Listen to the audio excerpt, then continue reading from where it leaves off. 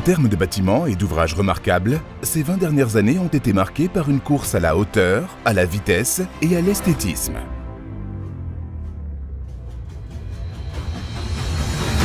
La première décennie commence par un choc. Le 11 septembre 2001, les 2 tours du World Trade Center à New York s'effondrent.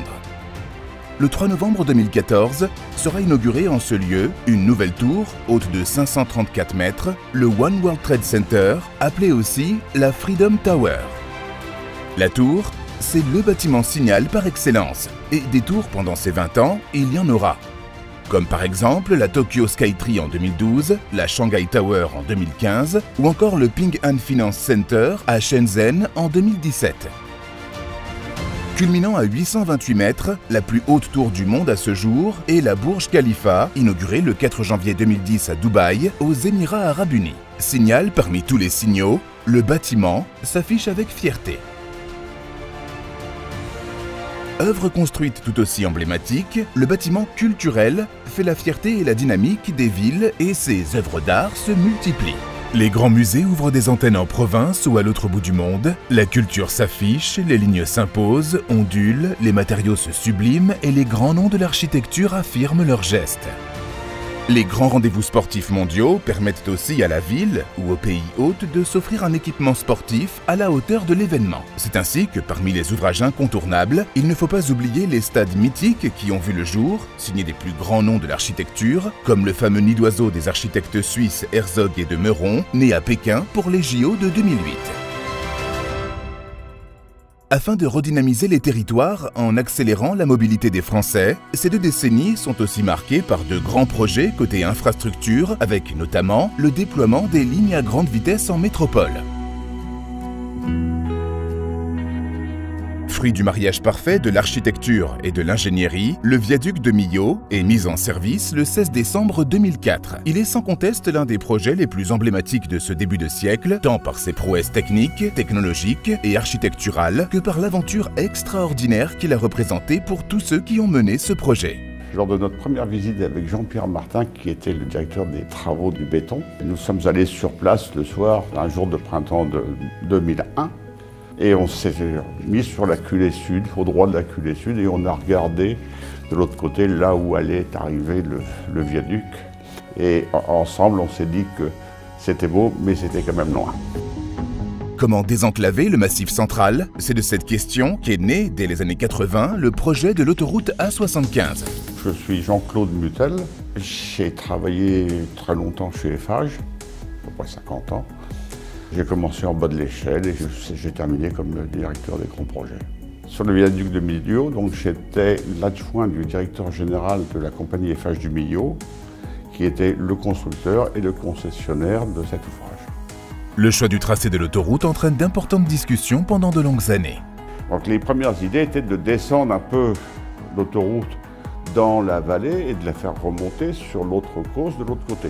Et puis les réflexions ont mûri et Michel Virlogeux, qui était l'ingénieur chargé de ses études, a dit et pourquoi pas aller du causse du Larzac au causse rouge d'un seul tenant et à niveau, sans descendre dans la vallée. Un concours est lancé et le couple Norman Foster architecte et Michel Virlogeux ingénieur est retenu. C'est un projet d'un viaduc multi-haut badé, à tablier plat et fin, avec 7 piles. Et des travées de 342 mètres pour les travées courantes. Et les travées d'extrémité sont un peu plus petites. C'est un ouvrage qui fait 2460 mètres de long. On est sur des dimensions très importantes. Les hauteurs de piles et le projet de Foster nécessitait d'avoir des pylônes à la hauteur de la dimension des travées. Si vous couchez à Tour Eiffel, elle tient entre les piles. Le viaduc cumule les prouesses techniques et technologiques. Toutes les problématiques sont à mettre à l'échelle de ces grandes dimensions. Quand on parle de chantier hors normes, c'est au sens littéral des choses. On est en dehors des normes. Il n'y a pas d'exemple au monde. C'est la première fois qu'on le fait. Et donc, il faut se donner ses propres normes. La première pierre du viaduc est posée le 14 décembre 2001. Un travail de titan commence alors. La première translation du tablier a été un moment important, puisque tout ce système-là avait été imaginé et testé en atelier, mais de facto, il faut que ça marche sur le site. Et ce premier lançage a réussi donc à valider pour 99% le choix qui a été fait. Le choix était bon.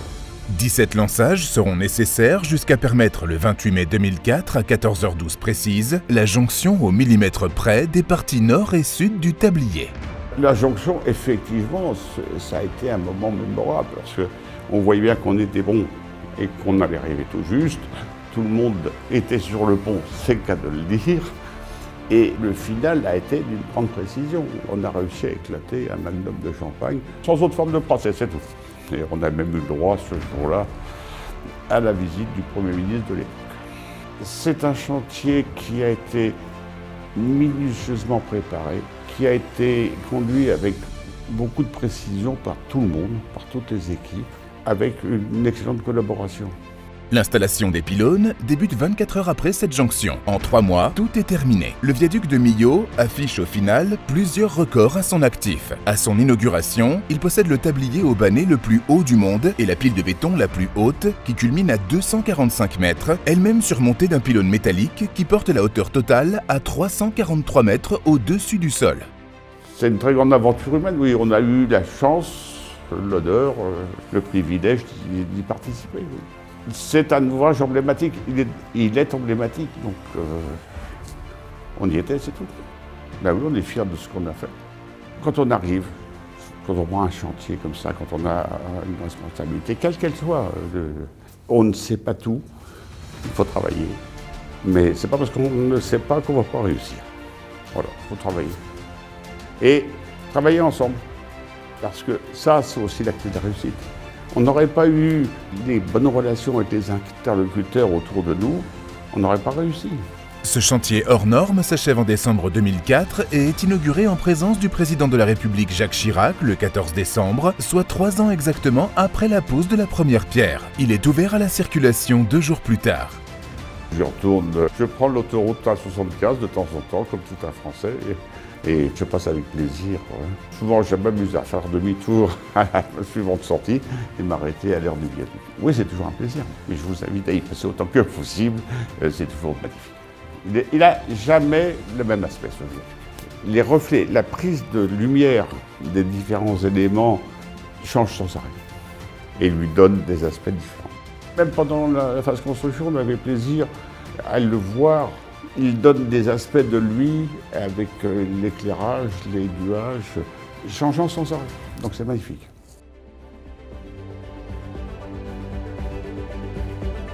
Parmi les grandes réalisations en devenir, arrêtons-nous un instant sur le Grand Paris. Agrandir la capitale pour en faire une métropole mondiale qui réponde aux défis actuels n'est pas une idée nouvelle, mais connaît une accélération récente.